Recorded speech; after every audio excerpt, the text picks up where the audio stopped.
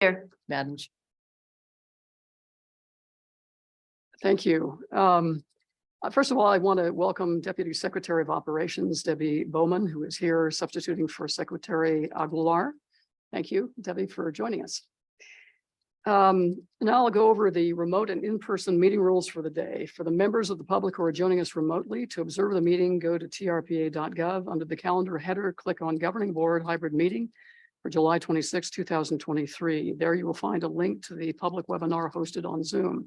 To address committee members directly with your comments, raise your hand in Zoom by clicking Raise Hand at the bottom of your screen at the appropriate agenda item. With your hand raised, you will be unmuted by TRPA staff and have 3 minutes to address the committee. If you have used the dial-in numbers to join us by telephone, you can dial *9 to raise your hand and be unmuted.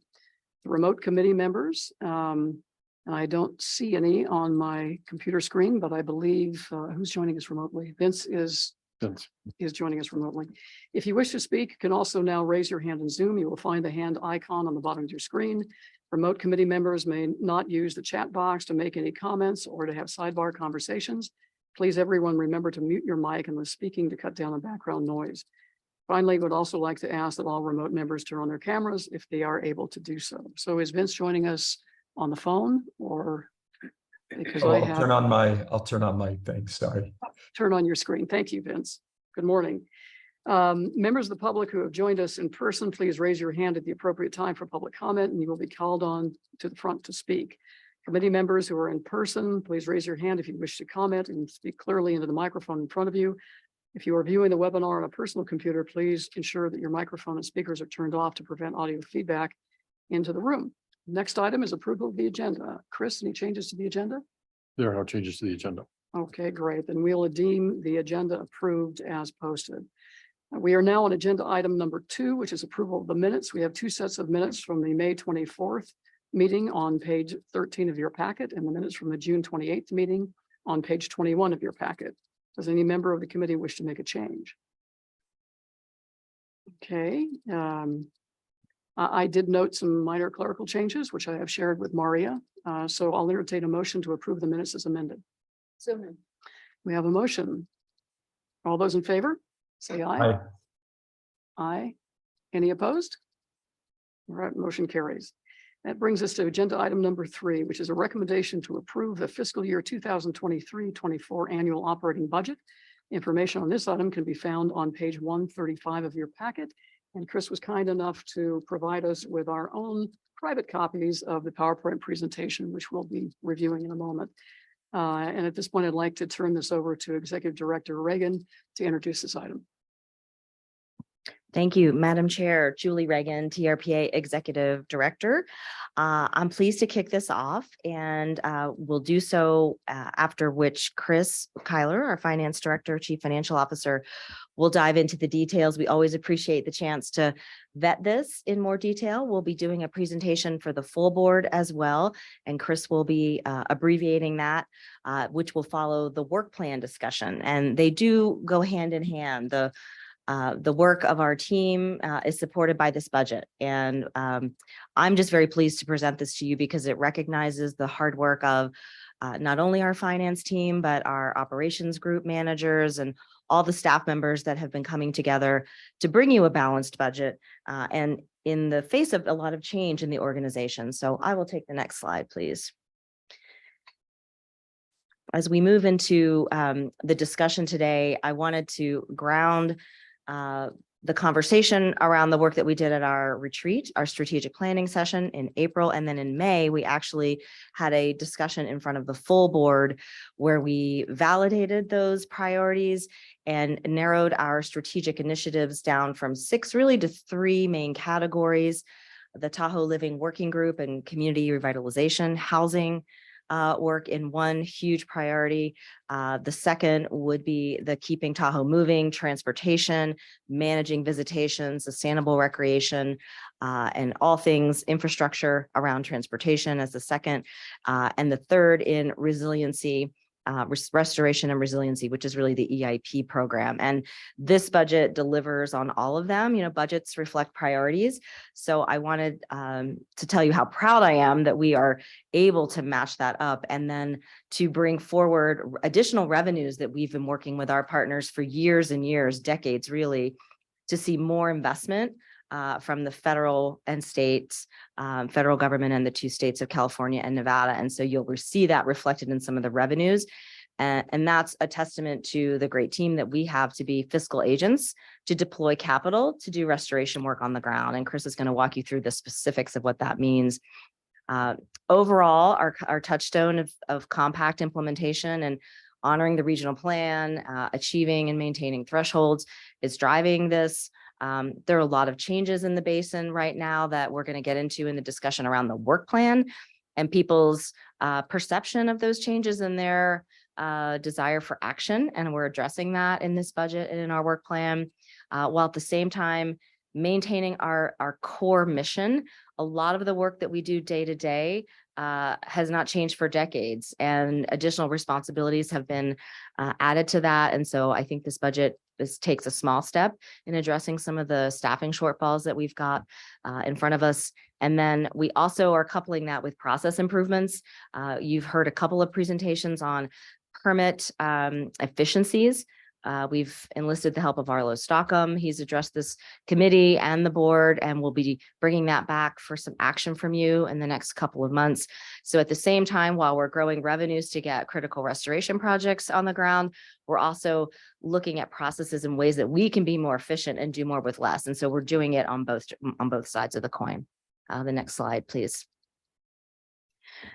This is an org chart that's in your packet. It's easier to read on paper than it is on the slide, but I did just want to quickly touch on our structure as a management team with the executive team, of course, myself and John Marshall, your general counsel, reporting to you directly. But then tiering from there, we have an 8-member executive team, including Maria Ambler, Chris Kyler, Kim Chevalier, John Hester, Dan Segan, and Angela Ashley. So that is our core executive team of human resources, organizational development, finance, our science and policy area, which is an area we've elevated to the executive team. That's a new seat at the executive table, and Dan was able to be promoted internally to really make sure that when we are considering policy shifts, that we've got all the science pieces of the equation to enter into the conversation and integrating that science into policy.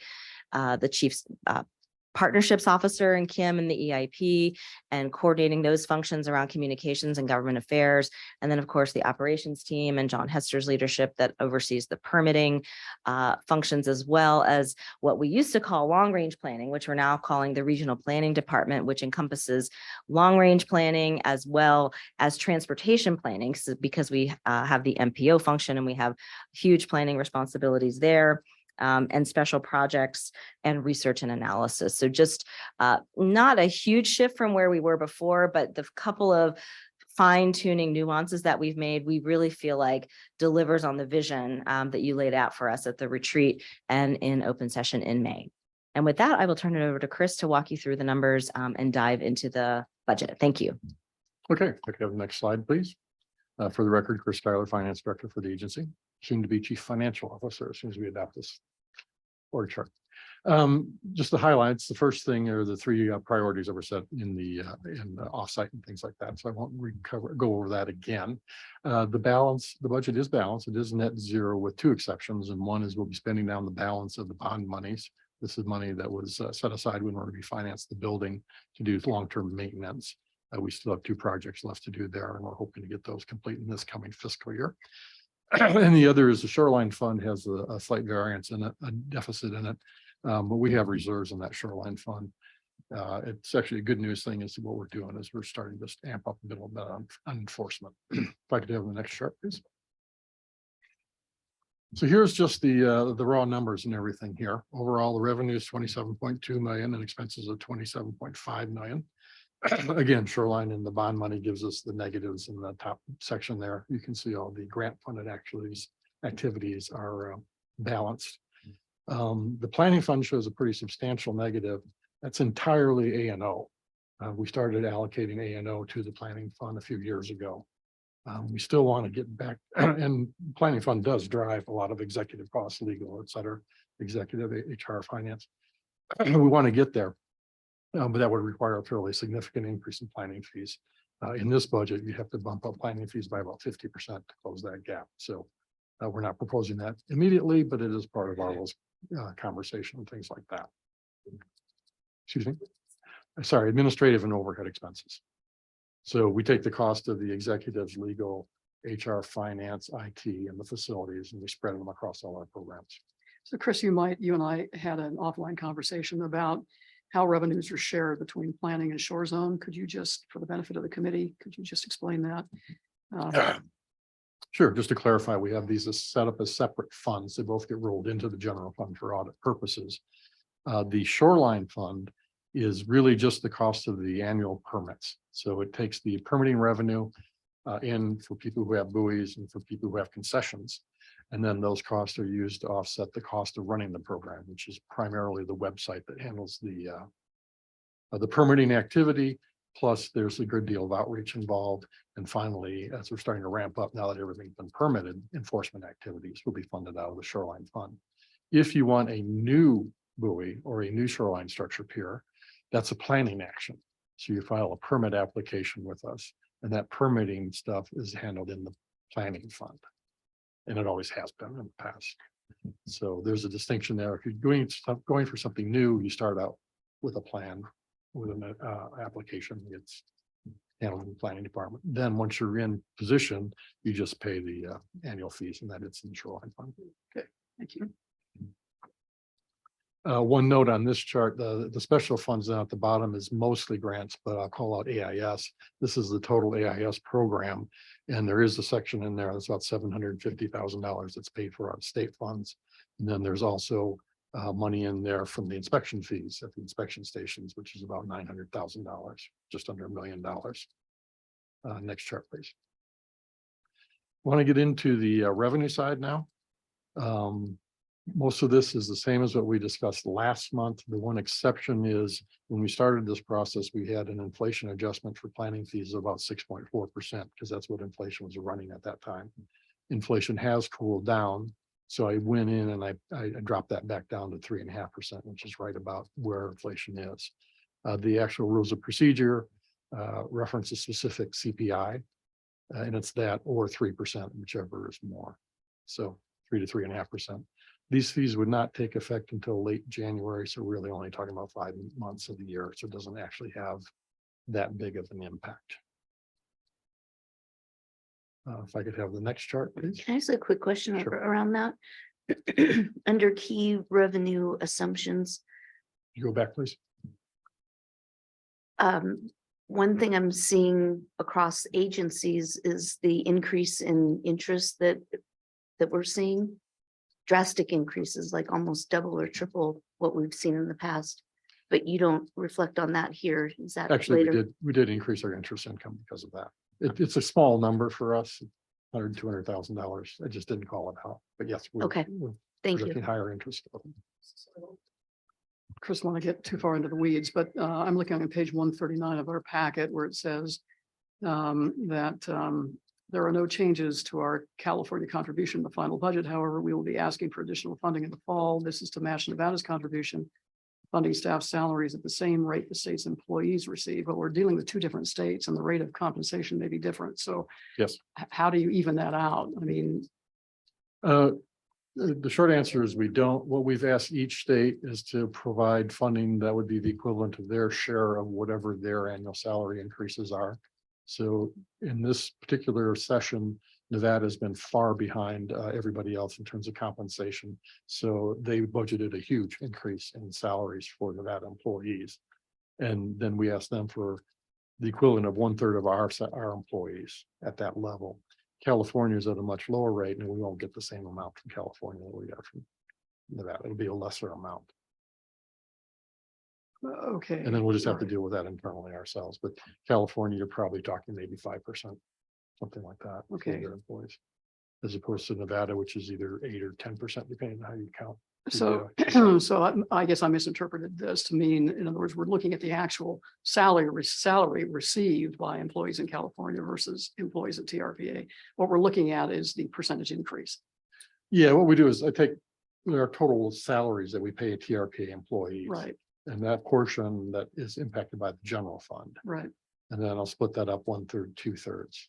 And the 1/3 for Nevada will apply, well, we'll apply the Nevada rate too, and the 2/3 of California will apply the 2/3. I see. Yeah. Right. Thank you. It's a perennial problem and it's going to be here forever. But Yeah. Okay. best we can do. Next chart, please. This kind of shows the distribution of the revenue. You can see our grants now are up to 52%. That used to be 56%, 46%, excuse me. Nevada is up to the 2/3, 1/3 ratio on their baseline funding. And they actually added extra funding on top of that for the salaries and for a scanning project that we're undergoing. So on that basis, Nevada is actually ahead of the 2/3, 1/3 ratio. That's the first time in about 12 years they've been ahead of that ratio. But this was a good session for us. The other on here is local contributions of 150,000, some outside rent from the building, and the interest income that Burke was asking about is in there. What's not in these numbers is we had, on the behalf of TTD, requested Nevada to give us $330,000 to help fund their general operations. And we've been going back and forth with our auditors in terms of whether or not we would have to show that as revenue and expense for TRPA. And I think they're gelling on the position that we will have to recognize it as revenue or expenses. So both our revenues and expenses are going to go up by $330,000 once we sort out the accounting on that. The money is dedicated to TTD. So if I could have the next chart, please. Now, this chart does not tie to the budget directly because this is awards rather than work performed during the course of the year. But I did want to highlight this and show this. This is the new grant awards we've received over the last 12 months, which is $18 million. A lot of it obviously is heavily in that LTRA money that Julie's been working for so many years to get, and they get funded. There's also money for us in the infrastructure bill. I think that's water money, right? And a variety of things there. So the bottom three lines on here are summaries of other smaller grants, but you can see we brought in quite a bit of new grant money over the last 12 months, much of which will be passed on to partner entities. Also call out on here Karen's big win on the REAP funding and the most recent HIT grant that we were alluding to last month, but is now real, and we can talk about that. So this is a pretty good success chart, so I think good to remember these things. Next chart, please. This is comparing revenue for this year to last year. The general fund is up 1.2 million, with almost $1 million of that being the Nevada contribution. The rest is in the outside rent and interest revenues as the rates are going up. The planning fund is up. There's a couple of different things going in different directions on that. We do a biannual lottery. So we Shelley just drew names for lucky winners. And so there'll be planning activities that then cascade down from that as the people come in and submit a permit for their application for their buoys. AIS is going to look a little bit weird on here because it's been a focus area for us. It's a huge area for us, still is a huge area. You're probably wondering why it went down.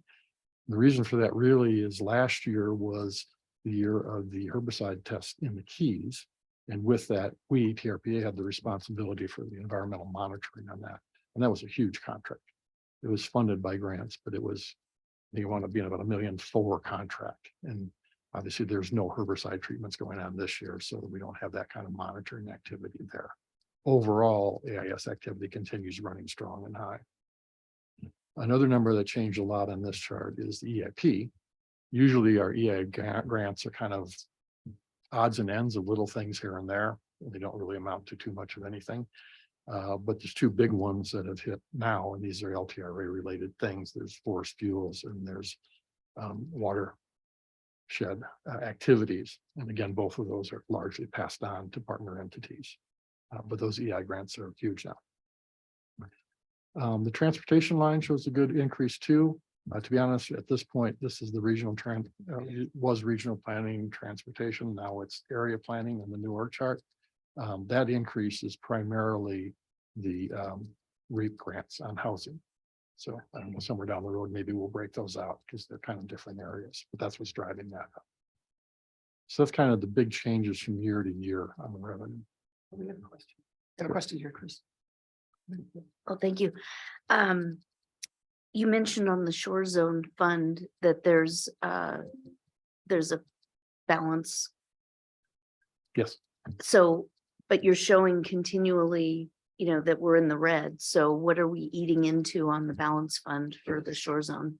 There's we want to do the whole ugly history of shoreline. This is basically money that was collected years ago for the last unsuccessful shoreline plan. And we've kind of been sitting on that money. And now that we're into a successful shoreline plan and we're working on that, that money is still sitting there available. It's dedicated. We didn't take that money and spend it on other things at TRPA. It's always been for shoreline, and we're going to continue to use it on shoreline. What I'm really saying is, like with the planning fund, if the planning fund runs a deficit, we cover it out of the out of the general fund. This planning fund doesn't have a balance.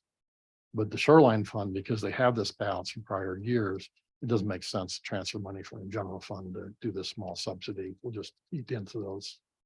It also means we don't necessarily have to increase buoy fees in coming years. At some point, we'll want to put that on a schedule like planning fees to stay ahead of inflation.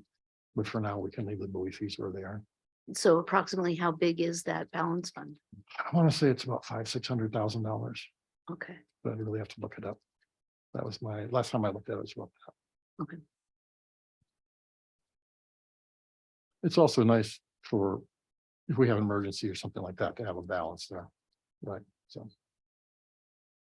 Sorry, Shelley.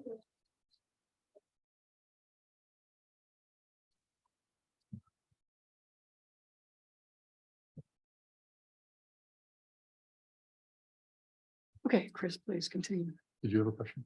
Okay. Next chart, please. Let me switch over to the expenditure side.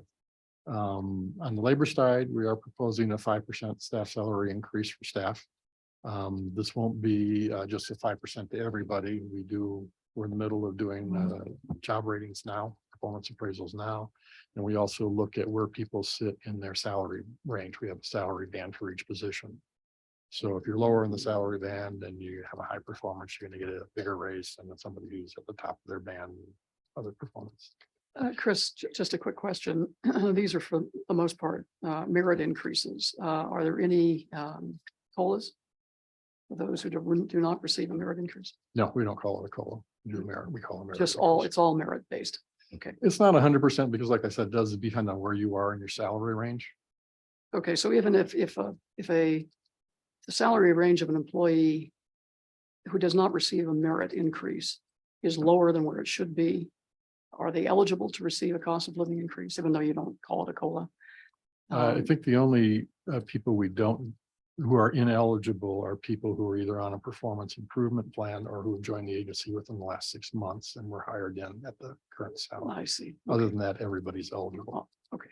All right. Thank you. We also look at, there's some people who are near the bottom or even below the bottom of the range. We're starting to rethink that. We can probably do a longer presentation in the future, but one of the things Angela's working on now is updating our ranges because they are out of date because of inflation increases and just market increases. So we'll do that and we'll look at that and see if anybody falls below the minimum, the new minimum of the range, in which case we bring them up to the minimum of their range. Okay. Yep. All right. And thank then, you. Madam Chair, just to let you know, Julie Reagan, TRPA Executive Director, in the first 6 months after meeting with staff, we looked at everyone in their range and made sure to get folks up to the 25th percentile. So there were about 7 or 8 staff members that we had to take action to do that because they were below that 25th percentile. So that should help, I think, get at what you were asking about too, Madam Chair. Thank you. I appreciate that clarification. Okay. There are 4 new positions in the budget. Yeah, maybe more like 3. We are hiring a new attorney. We're gonna have a full-time receptionist at the front door too, now that we're past COVID protocols and the door will be open. And there'll be 2 new positions in the regional planning area, really to help out with either the HIT grant or backfilling for people who are going to move over onto the HIT grant. One of those positions is a fairly junior level position. So Karen's been looking at it and saying, maybe we should use an AmeriCorps volunteer instead of hiring an employee. It'd be good for everybody, a win-win all the way around. So that may convert from being a staff position to being really more of a contract. It's paid for by the grant, so kind of a wash for us. But if we do that, that gives us a head count of 73 permanent staff plus the seasonals, the 4 boat crew members.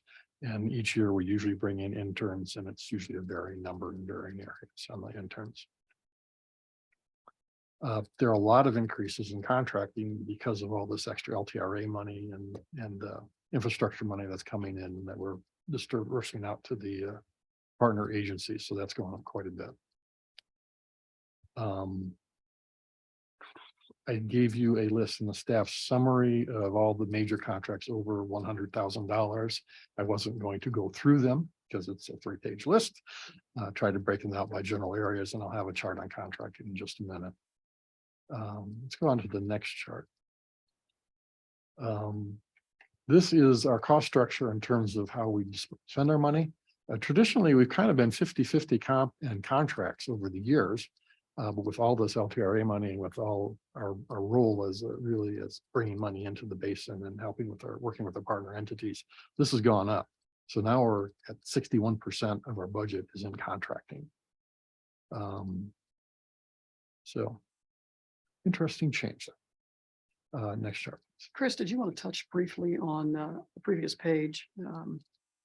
We've talked off and on about the retaining wall. In fact, we're having a difficult time getting it to meet the constraints of our budget. Have we made any progress in that respect?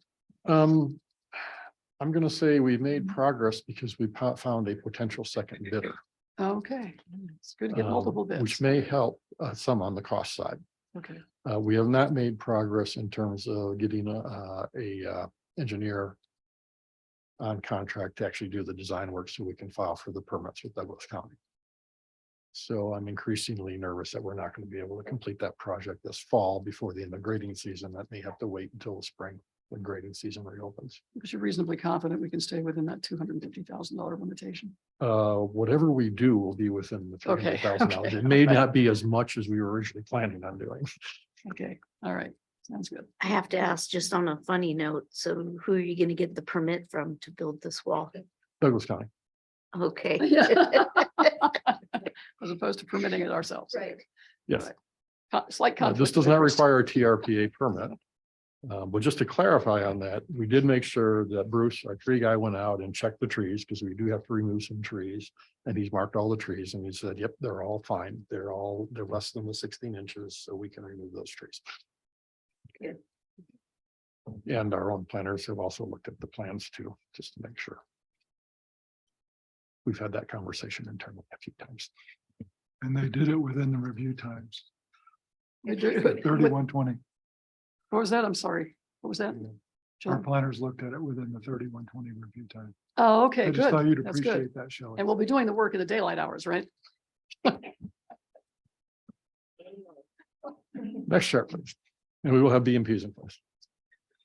I've never used one of these charts before, but it's kind of cool. It kind of shows where all the contracting money is going at 61% of our budget. And obviously you can see that AIS continues to really dominate that spend. I've broken out some of the big contracts up there on the upper right-hand corner. We of course have a long-standing relationship with the Tahoe Resource Conservation District. And their funding out of this is both for the prevention program. Obviously, they run the inspection stations, the decontamination sections, but they also play a critical role in the treatment side as well. That TRCD relationship, we are looking at perhaps changing that away from being a prime sub to being more of a partnership type arrangement. We're working through that and how that will fit into our policies. There's also a substantial amount of money in here for what I'm calling on-call contracts. And what this is we had a lot of work in the water. And Tahoe being a high elevation lake and such, you require special certifications and trainings for divers. We've gotten one contractor that's been doing a lot of the work and they tend to win most of the bids, but we have so much work. We want to make sure we have a stable of contractors who can step in and do that. And that's what those on-call contracts are, is we're going to have several dive companies available to us as needed. The one big contractor I was talking about, MTS, is also up there. And then the UV light guy is going to be doing a lot of work this year. So they're in the budget for quite a bit. On the RNA side, kind of two pieces of contracts there. The biggest part is the monitoring contracts for keeping up on all the environmental data, environmental monitoring.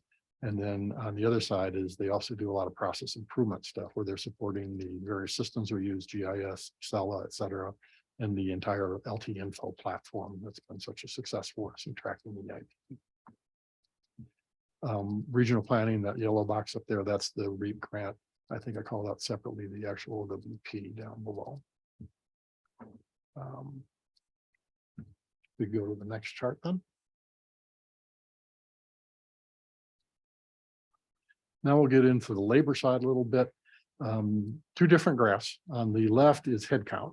So it's bodies and it's broken out by department. So you can see that the permitting and compliance department is the largest department with 21 heads on it.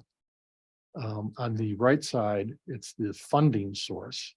And you can see that between the general fund and the planning fund, which are kind of merged budgetary wise, that's 79% of our labor cost. On this chart, the EI and AIS adds 7%. That's grant funded AIS. If you actually added in the general fund portion of the EI department, you get a number that's closer to 14%. So just going quickly on this in terms of our organization structure, what this means is John has all the people because he's got all the bodies on the headcount side, but Kim has all the money because she's the one that's spending all the 62% contracting revenue. You're on good terms with Kim, right? I'm just trying to make sure Julie's happy. We could move on to the next chart there, please. And this is just kind of a breakout of that comp cost. And so you can see that 88% of it goes into people's wallets. Retirement and health insurance is about 10% of that total cost, the compensation. Retirement, we're still well behind because we don't have PERS and we're not in Social Security. So right now the agency is just contributing about 13.5% to people's retirement. Julie's been talking, we've been talking about maybe bumping up that 13%. We may have a proposal for you to do that, try to increase that. That and overall staff salary levels are the two areas that we consistently are behind in doing that comp studies and looking at things like that. And with that, I will go to the last budget chart, which is a big, long list of things we are asking you to bless and let us do today.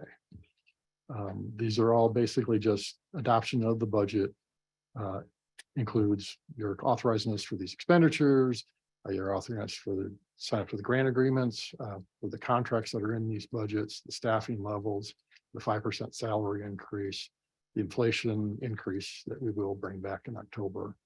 And I added a line at the bottom, which basically comes from sitting through hours and hours of Nevada budget hearings. And at the end, they always say, and oh yeah, we're all going to also authorize the staff to make any technical adjustments as small amounts. So I threw that in there. Hopefully that does not offend you. I promise we won't make multi-million-dollar adjustments to the budget.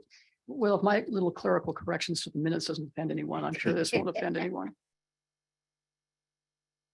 That's it. So if anybody has any questions, be happy to respond to them. Good presentation, Julie and Chris. Thank you for all the information and for responding to our questions. Any further questions by members of the committee?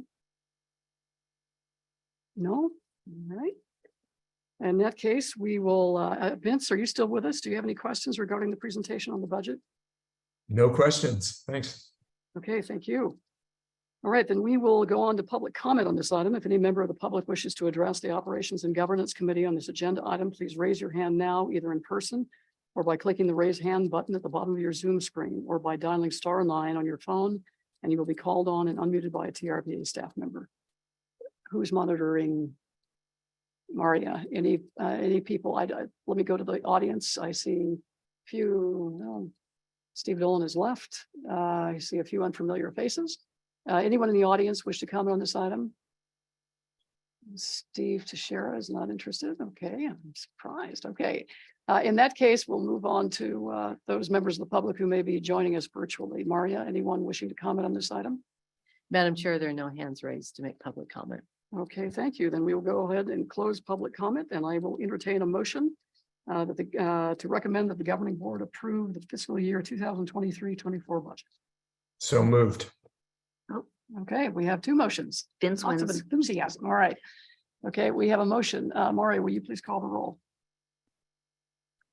Ms. Baumann, Yes.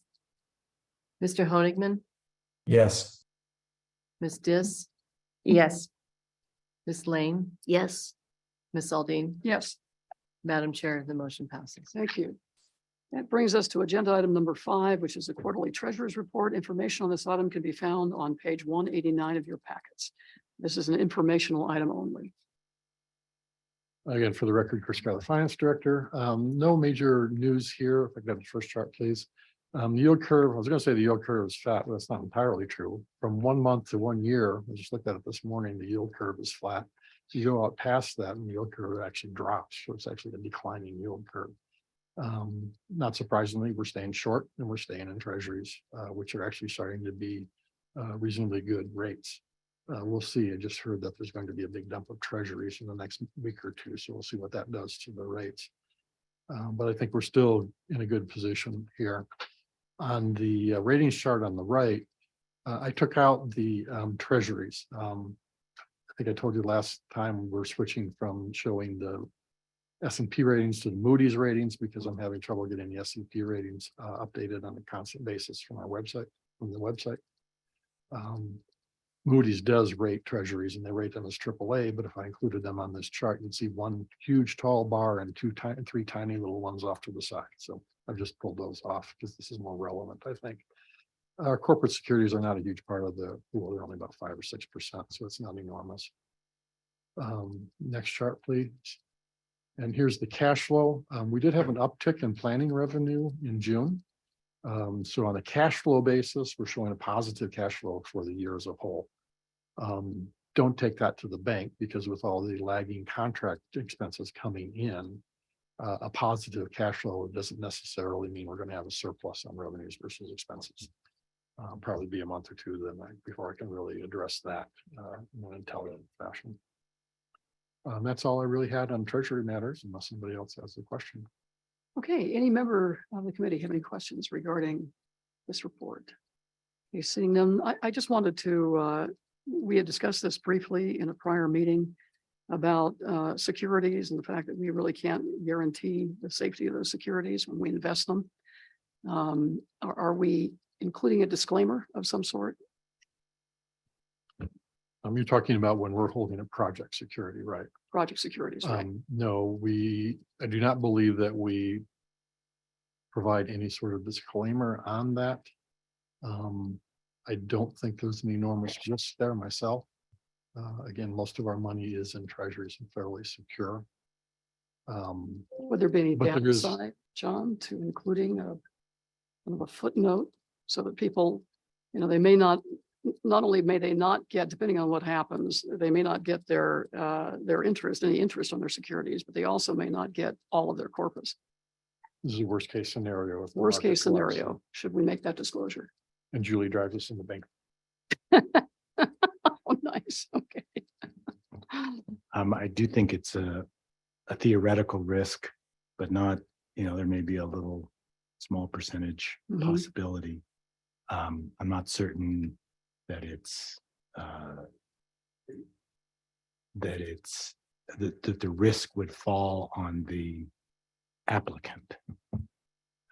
If it turned out that our investments lost money, then that may be something that the agency might have to deal with, since they are mitigation funds, or I guess these are project securities. Well, actually, They're let me project split those securities. two out for a minute. And that is the local jurisdictions are at risk if we have, because what we do when we earn interest on these money, we accrue the interest on the mitigation funds go into the mitigation fund and they increase the amount of money that's available to the local jurisdiction. But if there's a negative interest, that also comes out of the mitigation funds. So for example, the city could lose money if the interest rates drop. In general, we hold the maturity, so we never actually realize any losses. On the project security side, we can, by law, we can use those monies for cash flow management purposes as long as we have a plan to pay them back. But we'd end up, if they were lost, we'd end up paying them back out of our general fund. I'm just, erring on the side of caution and advising people that we cannot guarantee these funds will be invested. We cannot guarantee a specific rate of return or the complete safety of the investment. Where I'm trying to go with this, though, is there's only a few project securities that we still pay interest on. Most of them are not interest-bearing securities. Oh, okay, all right. So it's only the principal for probably 98% of our outstanding securities. I'd have to look at that number up. But we stopped paying interest in 2002 or something like that. What I suggest we do is look at some local government practice and see Okay. if there's something out there that, standard language we might Okay, want to that incorporate. would be great. Okay, thank you. Appreciate that. All right. Okay, so nobody on the committee is particularly interested in making a comment on this item, so we will now go to public comment. If any member of the public wishes to address the Operations and Governance Committee on this agenda item, please raise your hand now, either in person or by clicking the raise hand button at the bottom of your Zoom screen or by dialing *9 on your phone, and you will be called on and unmuted by a TRPA staff member. Any member of the audience joining us here today wishing to comment on this item? No? All right. Maria, anyone online wishing to comment? Madam Chair, there is no public comment on this item. Okay, thank you. Then we will go ahead and close public comment, which brings us to agenda item number 6, committee member comments. Any member of the committee wishing to comment on anything that we haven't discussed on the agenda? All right, seeing none. All right, then we will move on to our final matter of business, which is our general public interest comment. If any member of the public wishes to address the committee on this item at this time, please raise your hand now, either in person or by clicking the raise hand button at the bottom of your Zoom screen or by dialing *9 on your phone, and will be called on and unmuted by a TRPA staff member. If I can interrupt, Shelley. Yes. You skipped over upcoming topics, but It's not but here on my, I it's the same apologize. chart as I showed last month for upcoming topics, so we could probably skip over it. Oh, I'm sorry. It was not on my cheat sheet. So Oh, I'm sorry. This is how closely I adhere to my cheat sheet. I'm sorry. All right, let's backtrack. But I don't have anything to say because it's the same chart as last month. So I was like, I don't know what I'm gonna say on this chart. That's what I said last month. We'll skip August because of the tour, and then we're working on all the other things that are on here. Okay, so we really have no upcoming topics, and so there's no no reason really to agendize it, I guess. Okay, so and I'm rather, Maria, that you've confirmed there's no one online, so I will entertain a motion to adjourn. So moved. We have a motion. All those in favor say aye. Aye. Aye. Any opposed? Motion carries. The governing board meeting